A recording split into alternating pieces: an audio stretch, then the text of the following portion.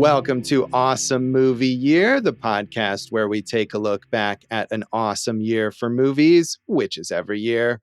I'm Josh Bell, film critic and writer, and I'm joined by my co-host. I'm Jason Harris, filmmaker, comedian, and let's go riding in my car. Let's go riding in my car.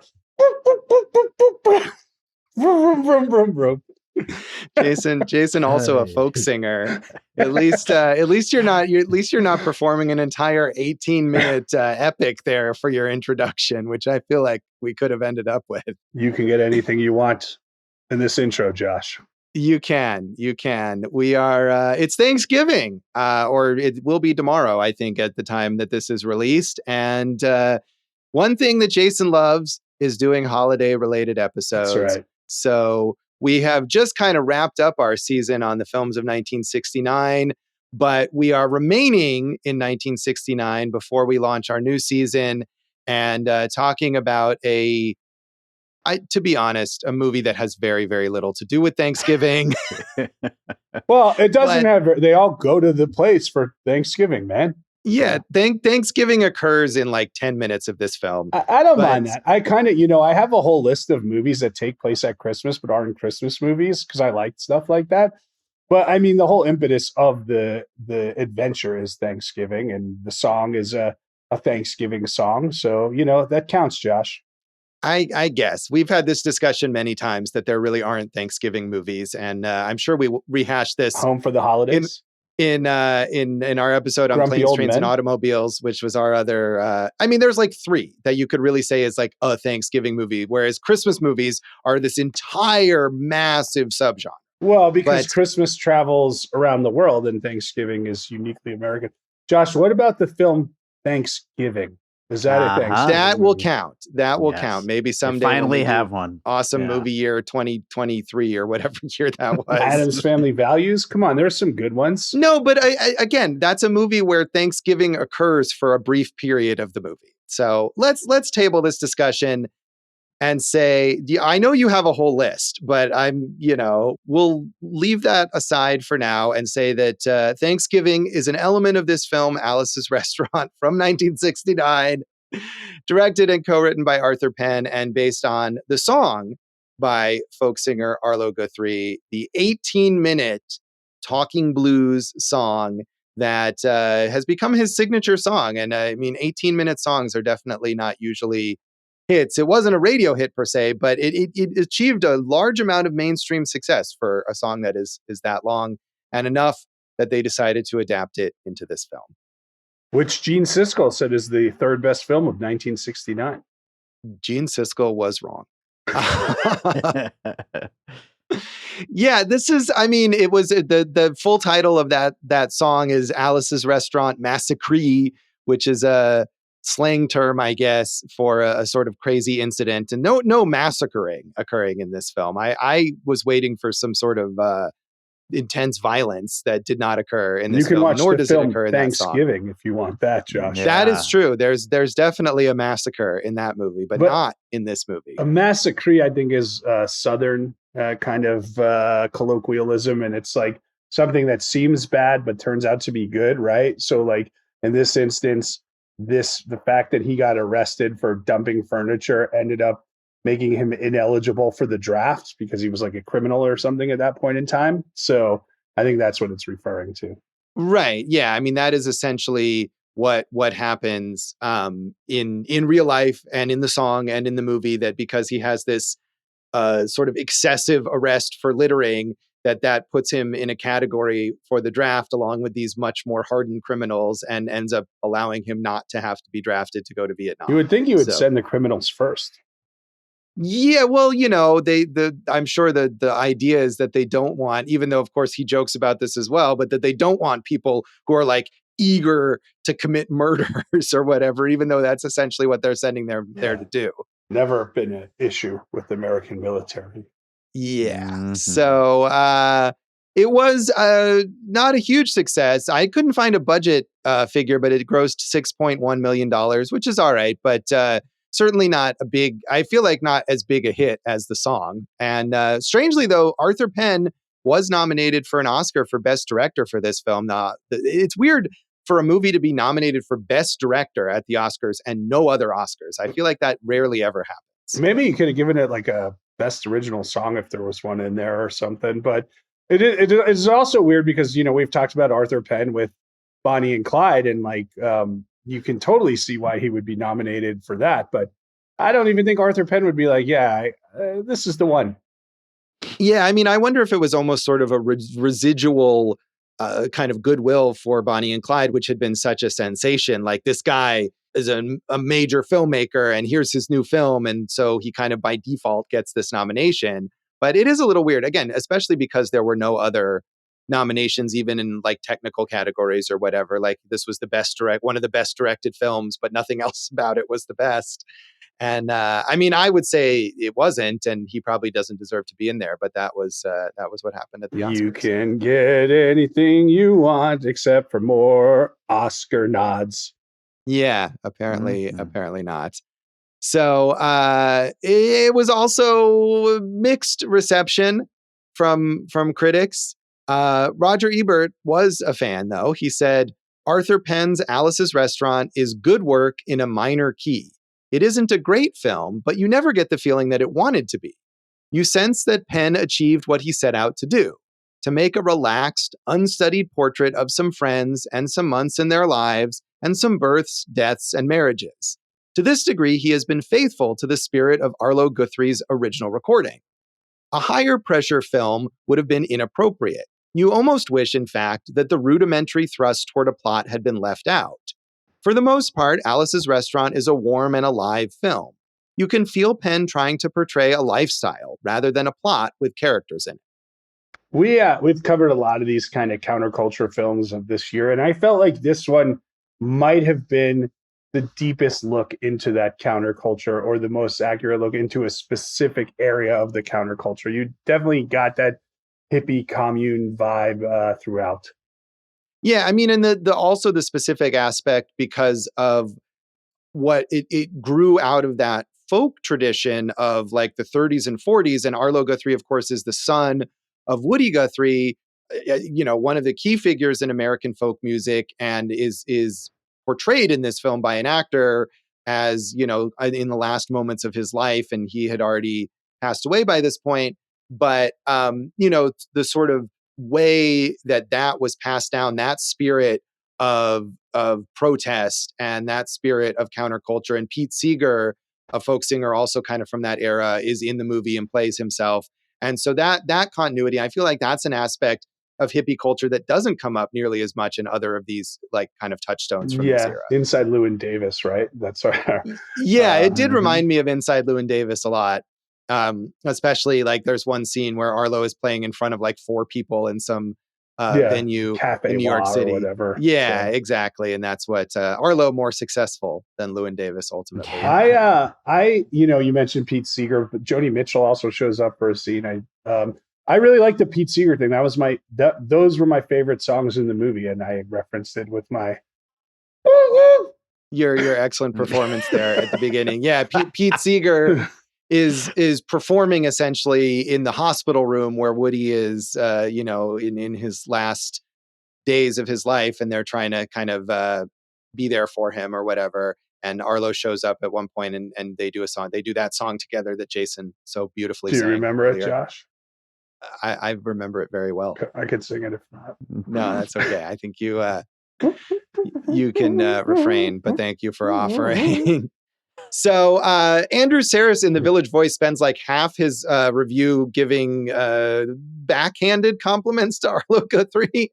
And so I kind of pared that down a bit. He said, Alice's Restaurant is about as likable in a limited way as Arlo Guthrie, a curiously coquettish folk something unlike anything else.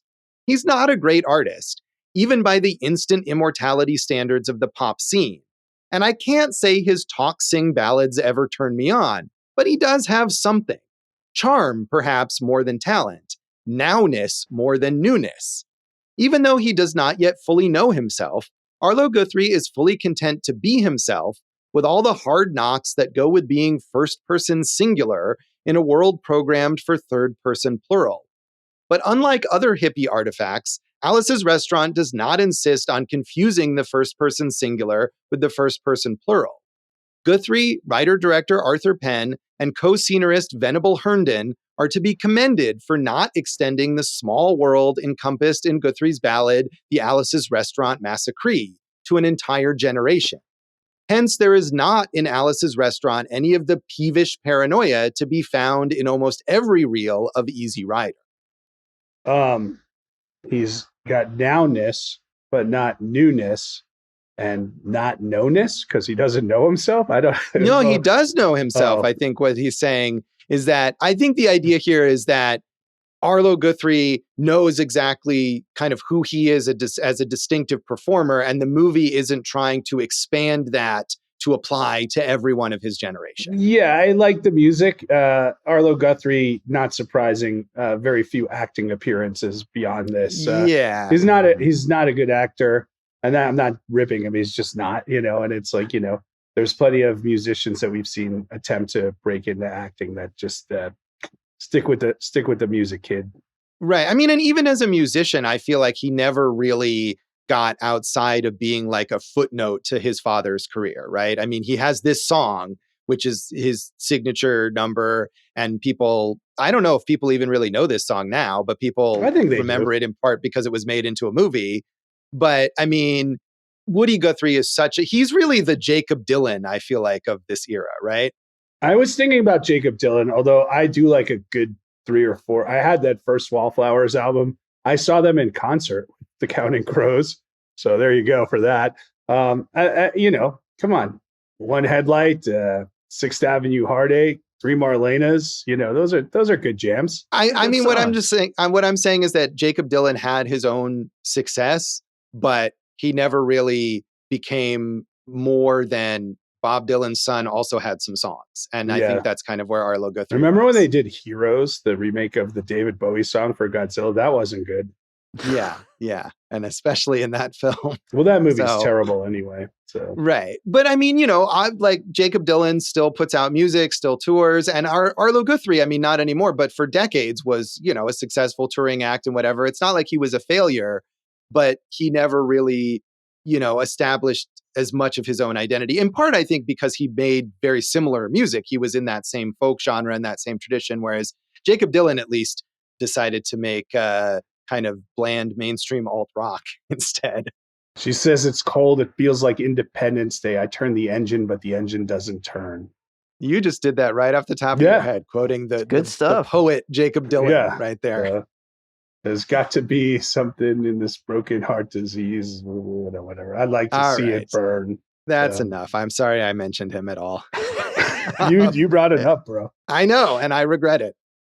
So finally, Paul Schrader in the Los Angeles Image was very disappointed, in part because he thought Arthur Penn was a genius and this was not worthy of him. He said, "The tragedy of Arthur Penn's Alice's Restaurant is not that it is misconceived. Many other talented filmmakers have let their imaginations outrun their abilities, but that the film's misconception is of such minor consequence. Alice's Restaurant is merely mediocre. When a great director is given his freedom, the least we can expect is a great failure, with pretentiousness, banality, and brilliance all fighting for precedence. But the overriding feature of Alice's Restaurant is its lackluster quality. Alice's Restaurant spends its time trying to find its own level. It is full of ups and downs, neither of which is timed well enough to be satisfying. Cryptic scenes are inserted to little effect. Potentially good scenes are held over long, low spots are played for full emphasis, and the plot shifts so randomly that often the audience is interested in different characters than the film is." Josh, it's Thanksgiving, and guess who's bringing the meat? Paul Schrader. That was awesome. That was a great review right there.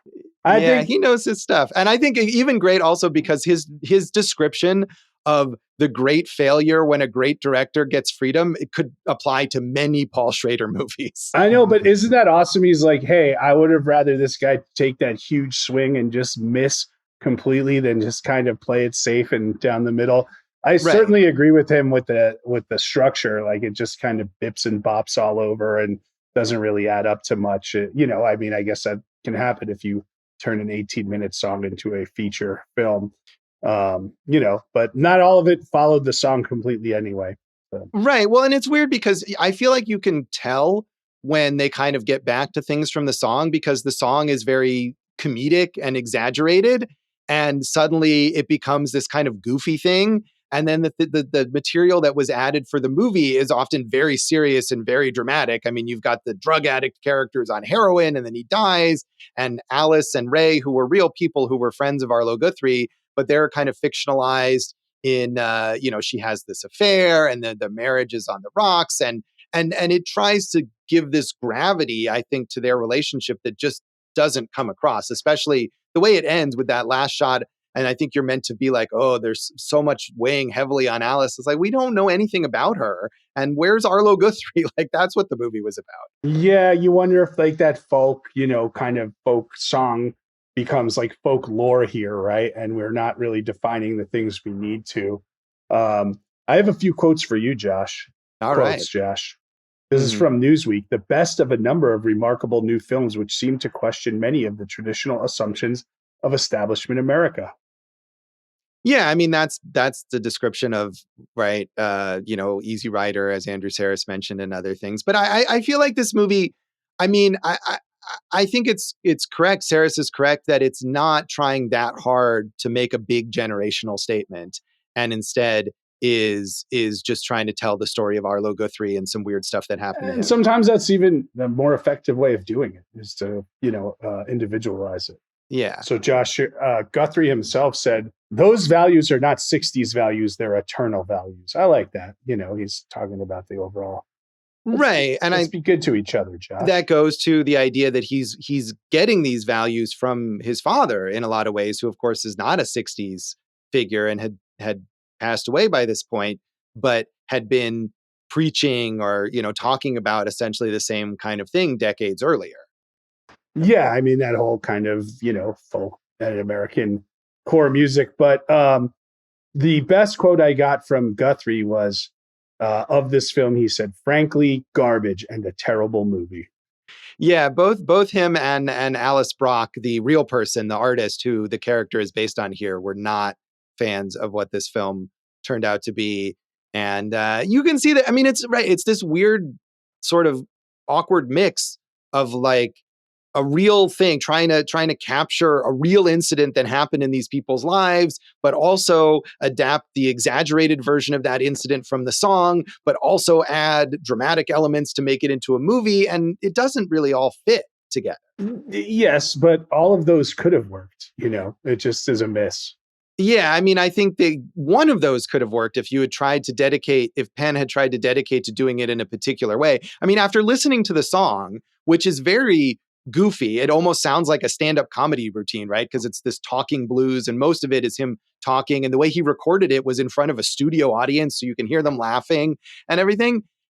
It's I feel like a big satire version of this, if they were going to make the song into a movie, would have worked better, especially because of those moments where they really do carefully adapt it. Like when he goes to the draft office and all this ridiculous stuff is happening, it would have made that fit better rather than trying to add very serious stuff to that ridiculous stuff, I think.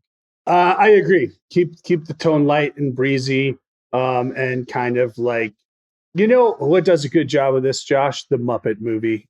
The Muppet movie does a great job of this. I had not thought of the Muppet movie when I was watching this, but I guess, the Rainbow Connection is a folk song. I mean, they're traveling in a van here and there and everywhere. Dr. Teeth and the Electric Mayhem are playing in like a abandoned church that they've converted to their own space. Like plenty of Muppet movie comparisons. I bet Arlo Guthrie was on the Muppet Show at some point in time too. He might have been. He kind of looks like a Muppet. He does. Doesn't He he? really does. Yeah. Yeah. So, Jason, had you watched this or heard the song before? Yeah, my dad always, by the way, Arlo Guthrie was on episode 408 of The Muppet Show. Perfect. From 1979.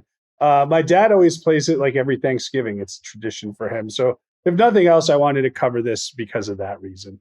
Oh, that's lovely. So, but you had not seen the movie, just heard the song. Oh, there's a song? Yeah. No, I had never seen the movie before. Yeah, I had not seen the movie or heard the song. In fact, I mean, I vaguely had an awareness of Arlo Guthrie as, again, mainly as Woody Guthrie's son, but that he was also a singer. But I had not heard that song or seen the movie, and I really enjoyed the song far more than the movie. I would say. I think probably everyone says that. I don't think you're out on a limb there. Yeah, it gets across really everything that the movie is attempting to get across in 18 minutes, versus nearly 2 hours. Maybe they should have just made it as a short film and just had the song soundtrack. I agree. That was my Letterboxd comment, was that they should have just made a music video, and that would have really worked out much better. But it wasn't really much of a thing at this time. So, Dave, had you seen this movie or heard the song? Nope, neither. And yeah, I think I liked it a little more than you guys, but it is just a very loose kind of, nothing of a movie overall. So what about folk music in general? How do you feel about it? I mean, I love it. I just am not super deep into any particular artists like that. So like that's why I haven't heard the song. Obviously, I would have if I was, more deep into it.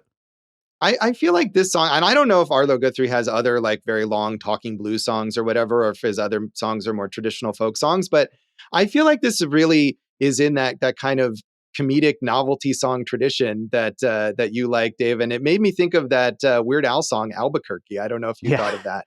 Yeah, a little bit. Yeah. And, not to plug my Pups albums, but I always close out every album with a super extended song where I shout out the pets of everyone who, pre-ordered the album, and they end up like 12, 13 minutes long. So like super long folk songs are definitely my jam. So not only did he not plug it, Yes. But he also compared himself to Arlo Guthrie. See, I'm good. I'm good at that. Dave, you can really draw a straight line from Arlo Guthrie to David Rosen, I think. I look like a Muppet too. Yeah. I think a remake of Alice's Restaurant, Alice's Keto Restaurant with David the star is probably the move here.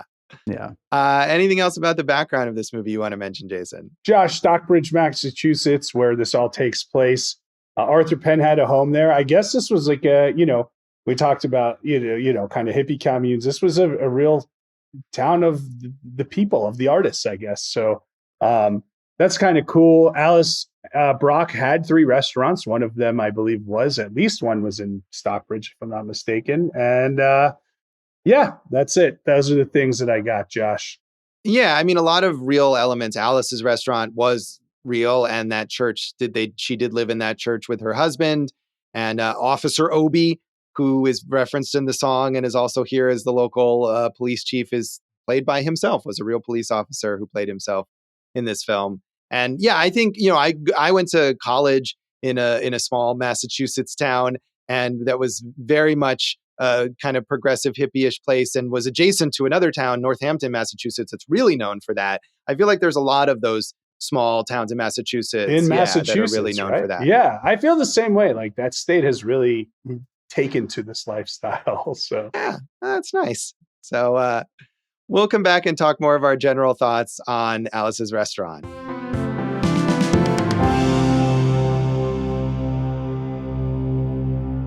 Welcome back to Awesome Movie Year. In this special Thanksgiving episode, we are talking about Alice's Restaurant, starring and based on the song by Arlo Guthrie. And Jason, as you said, Arlo Guthrie, stick to singing, right?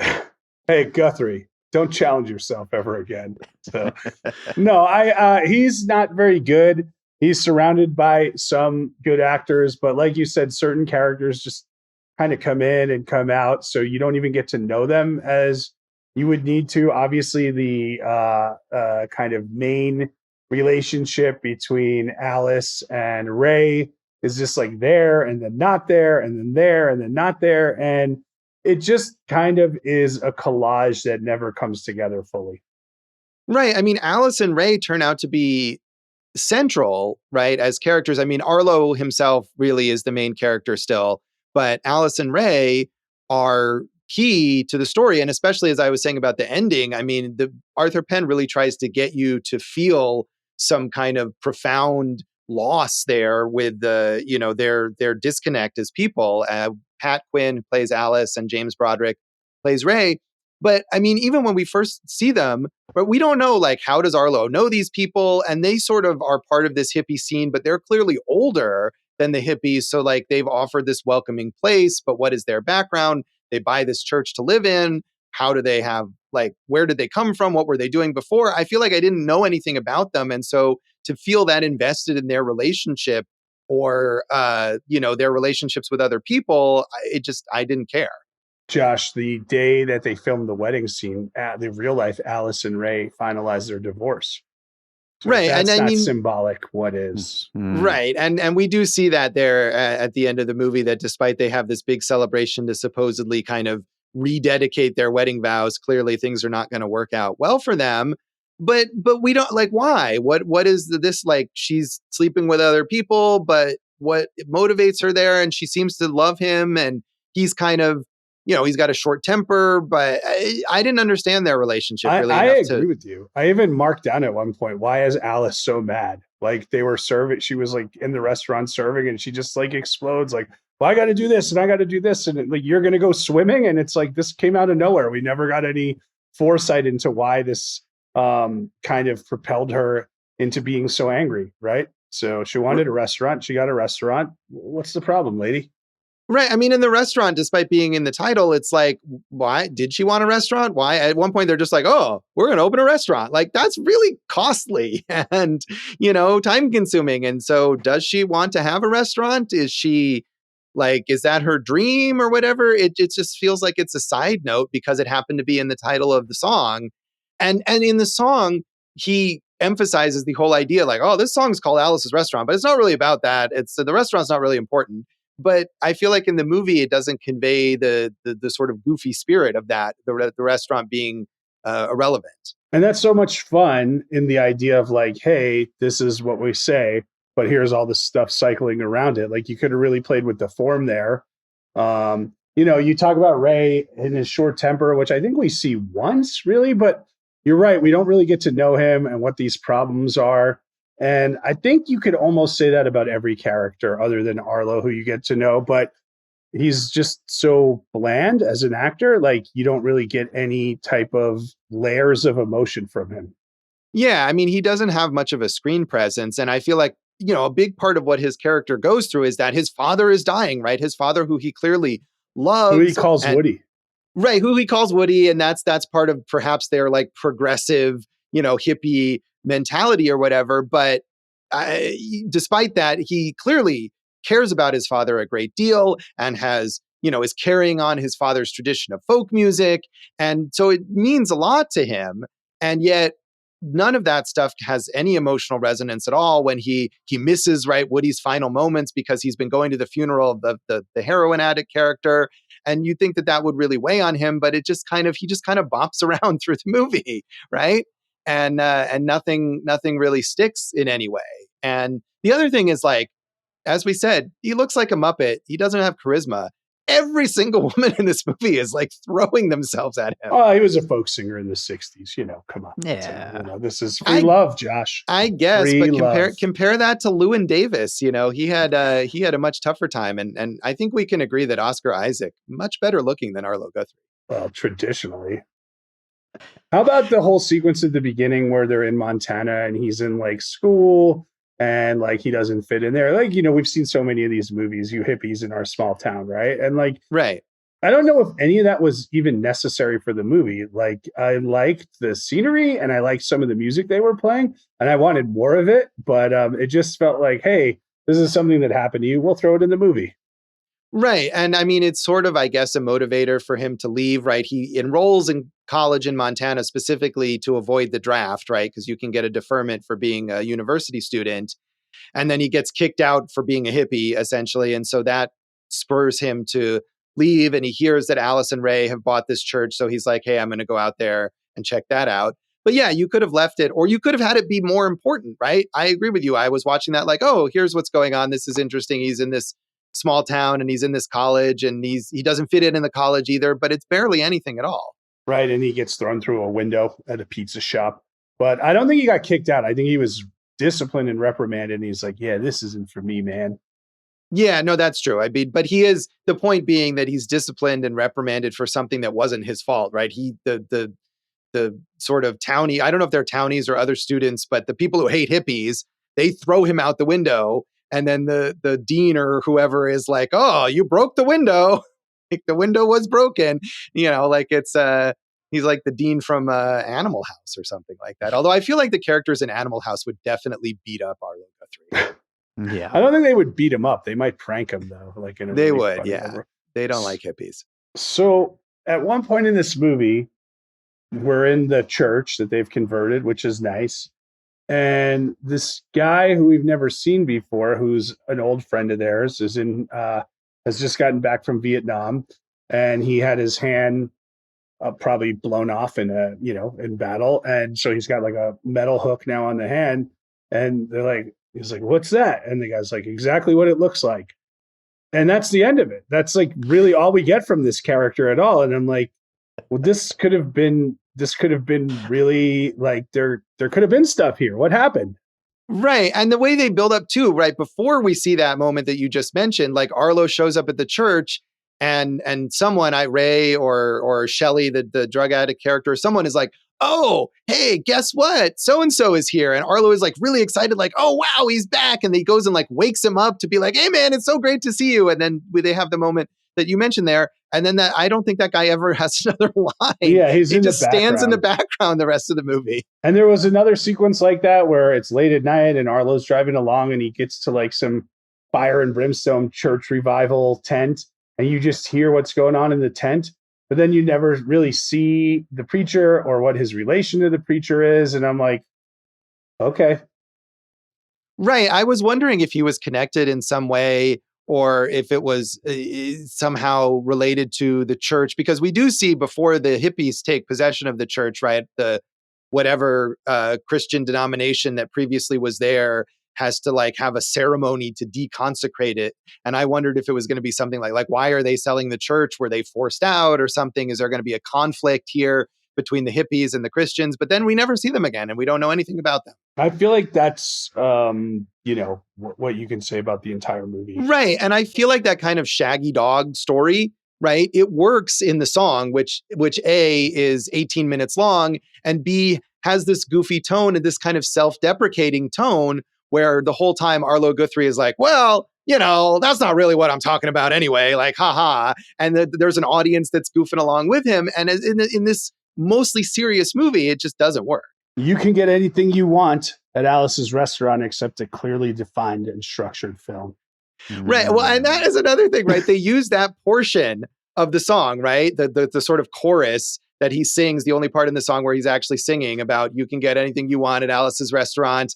And it's just go around back. And in the movie, they make out like it's a jingle that he's written for the restaurant, but it's like the world's worst advertisement. Like, we got some stuff. The restaurant's somewhere. Good luck. Like, why would you ever run that as your commercial? I mean, they're hippies, Josh. It's just a different lifestyle. I guess. But then they have this like radio announcer who comes on and offers more details and mispronounces the names of their dishes. And I don't know. I got it was like were they serving kind of like fancy food that these small town rubes didn't know about? I mean, none of that really goes anywhere either. Yeah, I mean, look, if we've piled on, and we know what the problems are. The good stuff, there's a lot of pretty good music in here, and I do think you do get a feel for the relations between the people who are part of this hippie culture. I really like kind of that, and like this kind of like go with the flow, one for all for one type deal. I kind of got a good feel of that also. Yeah, I mean, there's not nearly as much music as I would have expected, though, right? I mean, outside those moments where he performs like with Pete Seeger, there aren't as many of. You would think there would be more scenes of like the hippies kind of sitting around playing music together. Yeah, yeah. You really don't get that. They like do a sing chant at the wedding and some fun stuff, but yeah. And I mean, I feel like I keep mentioning Shelley, this character who's a heroin addict who they pick him up, right? He's just gotten out of the hospital, which I guess is maybe like sort of the equivalent of rehab at that time. And he's like, I'm clean. And then he has this affair with Alice, and then he's back on the drugs, and it's this big tragedy that he dies. And none of that worked at all for me, but they spent a lot of time on it. Yeah, I don't think it was rehab. I think it was Bellevue. It was like a mental institution that he was in. Okay, but I don't know if like rehab per se existed. I feel like if you were a drug addict, that's where you would be sent to kick drugs. So, yeah.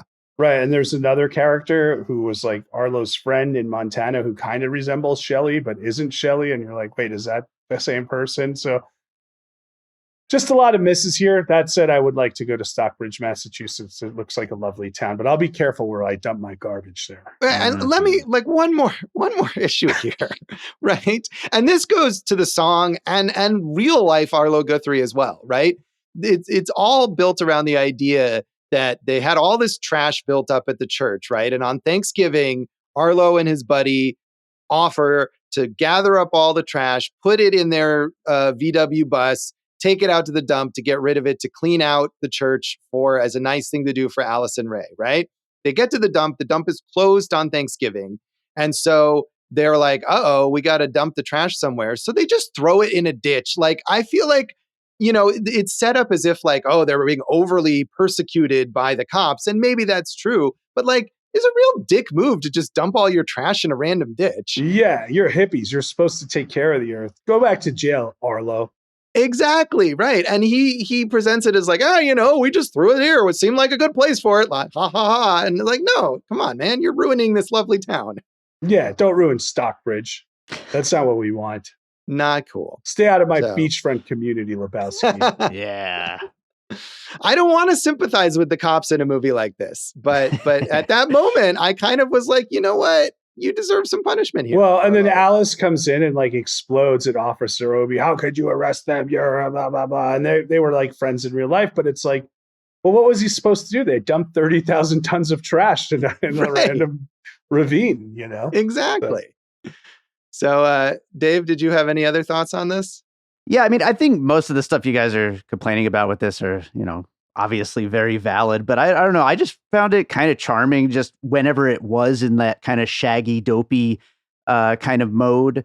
And when it got serious, it was, kind of like, why are we going in this direction? It should have stayed more goofy more of the time. I found myself really agreeing with Ebert's review of where it's like, maybe it's a bit of a cop out, but like this movie isn't trying to be much more than just a goof for Arlo Guthrie and this kind of a culture. But I don't know. I enjoyed it more than a lot of movies that are, just a look at this kind of culture, basically.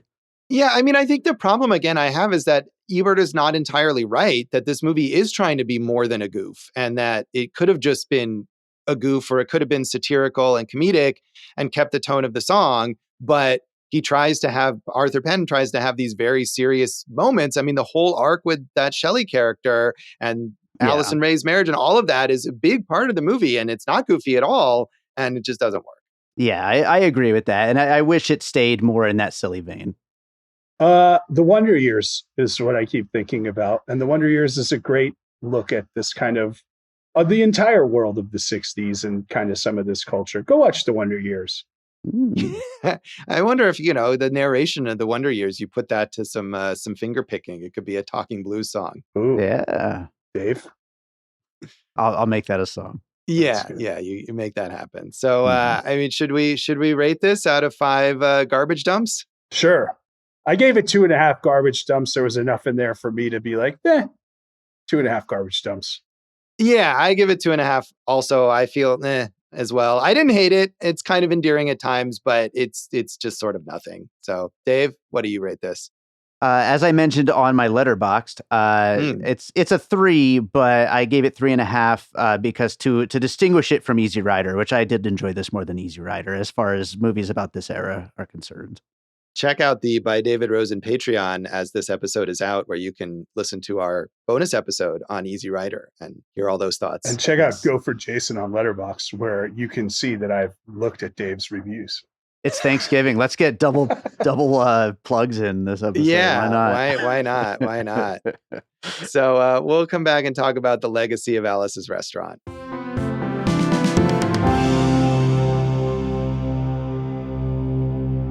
Welcome back to Awesome Movie Year. In this special Thanksgiving episode, we are talking about Alice's Restaurant, the movie based on the song by Arlo Guthrie. And as we have said, this is the song of Arlo Guthrie's career. He performed it throughout his career. He recorded different versions of it. And it's really the one that people know. I mean, he had a hit, I guess, on the radio with a different song, a cover of City of New Orleans, which I've never heard that. But I feel like at this point, if we call him a one-hit wonder, it's Alice's Restaurant that's the one hit, right? Yeah, but it's a good song. It's really catchy, and we're all good for that. So yeah, it's a fun song. Like I said, I'd never heard it, but I did listen to it for this, and it's more enjoyable. I feel like if you're interested, just listen to that. You don't need to watch the movie at all. So, and he had he performed for decades. He's kind of retired from performing at this point, but did have a long career. And his daughter, Sarah Lee Guthrie, is also a folk country singer. And I like her music quite a bit, actually. And I think he still lives up in Stockbridge. Yeah, and he in 1991 purchased that actual church that Ray and Alice had owned and went through other hands, and then he bought it himself, and is now the Guthrie Center. That is both a folk music venue and kind of an interfaith meeting place. And I looked it up; it's still open. You can book it right now on its website. So Arlo Guthrie still owns that place. Is there a restaurant? No, there's no restaurant. There's just I mean, it's a music. folk center. Maybe they have a cafe or something. Yeah. I don't, I guess it's possible. It didn't look like they did, but maybe I needed to look into that more. Josh, Alice Brock owned 3 restaurants. She was an artist, and she still cooks she did cook Thanksgiving every year. Her 2022 dinner was hosted at the home of Richard Robbins, who had helped Guthrie dispose of Brock's garbage in 1965. And Guthrie came to that dinner, reuniting the 3 for the first time in 57 years. Yeah. So as we said, Alice, though, did not approve of this film, nor did Arlo Guthrie, really. And Alice was an artist and a children's book author. And it seemed like the whole restaurant thing, she sort of begrudgingly worked in because of the success of the song and the movie, even though the actual restaurants that she opened didn't really go anywhere. I mean, some of them lasted for a while. Restaurants are hard business, but she did have a cookbook based on the song where she's just like, yeah, we just threw a bunch of, kind of recipes in there that we could do. Eventually she did come around and was like, hey, why would I be upset about, having a place in pop cultural history? Right. And I think that's the thing is like, you can say that the movie wasn't very good, but it did allow her to have that, notoriety or whatever. But I can imagine that, especially because things like her, the character of Shelley, the drug addict who she has an affair with is completely fictional. And if somebody made a movie about your life and added in a storyline where you cheated on your spouse with a drug addict, you might not feel great about that. Well, we're really just splitting hairs at this point. Okay. Josh, you have any favorite movies based on songs? I was thinking about this, and nothing came to mind except the short film from 19 Miles to Vegas. Remember that? That was ripped off from a Todd Snyder song that we lost awards to in the 48-hour film project. We beat them for a lot of awards, but that shouldn't count because that was straight up plagiarism. It wasn't. It was inspired by. Yeah. So, I'll give you a few others that are better than that, Josh. All right. Brazil was based on Acolero de Brasil.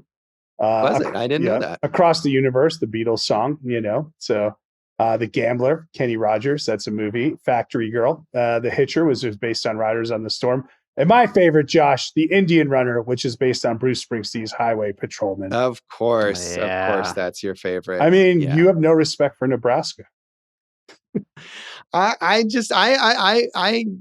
think Bruce Springsteen is fine. I just know if there's a Bruce Springsteen connection to anything, that you're going to find it. Yeah, I like Pete Seeger. Speaking of Bruce Springsteen, they did the whole Seeger Sessions album and tour, which was excellent. I love that album. It's a great album, good. Right? Yeah, in your face, Josh, and a great tour. But the Pete Seeger member of the Weavers wrote or co-wrote "If I Had a Hammer," "We Shall Overcome," "Turn, Turn, Turn," and look up the duet that he does with Bruce Springsteen, "The Ghost of Tom Joad." I'm sure it's great. And when this comes out, I think like in a month or so, the Bob Dylan biopic with Timothée Chalamet will be released, and I think Edward Norton is playing Pete Seeger in that film. Nice. Pete Seeger is awesome. He's a great singer too. So, Josh, Arlo Guthrie's song "Massachusetts" was named the official folk song of the state. So take that, all you other Massachusetts-based folk songs. Did you listen to that song? Nope, me neither. Yeah.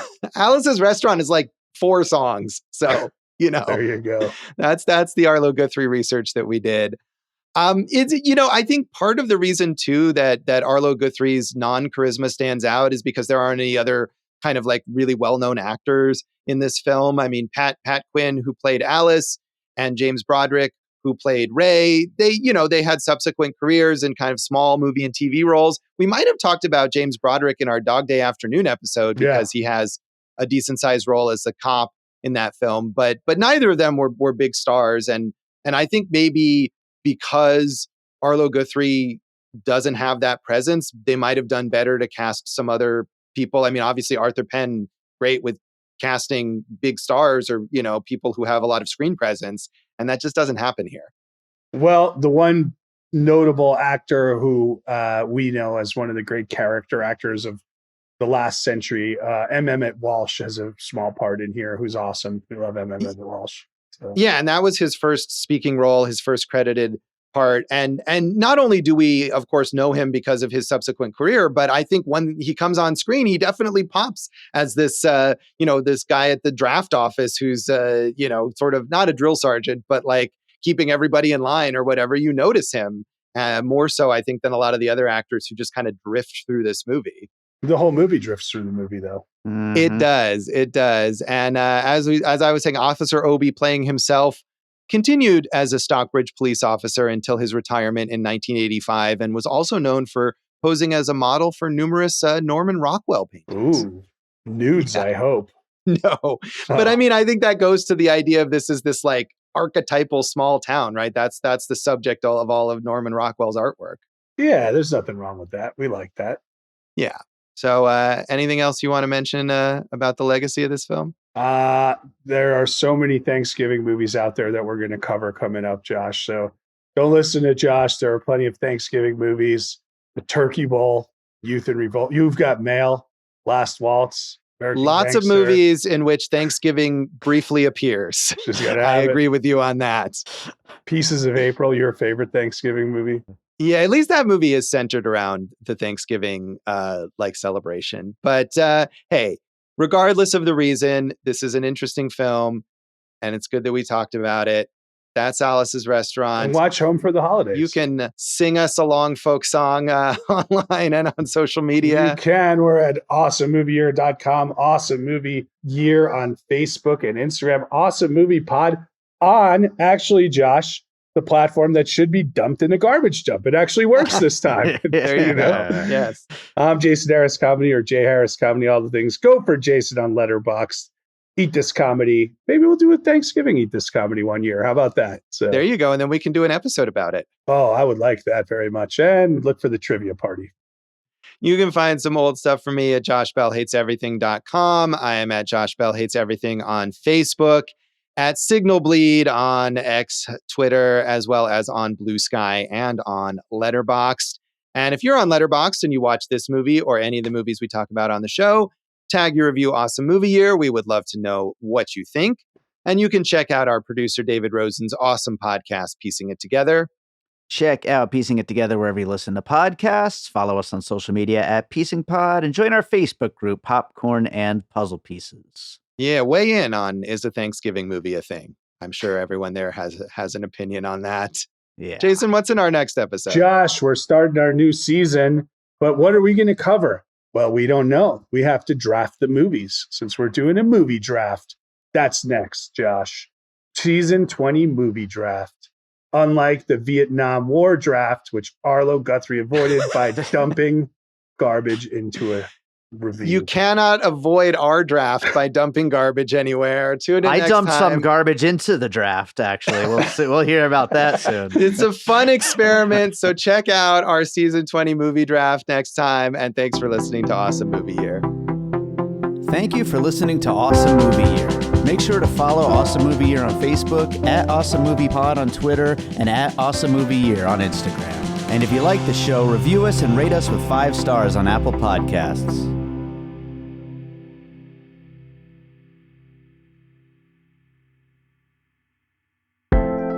An All Points West production, produced by David Rosen in Las Vegas.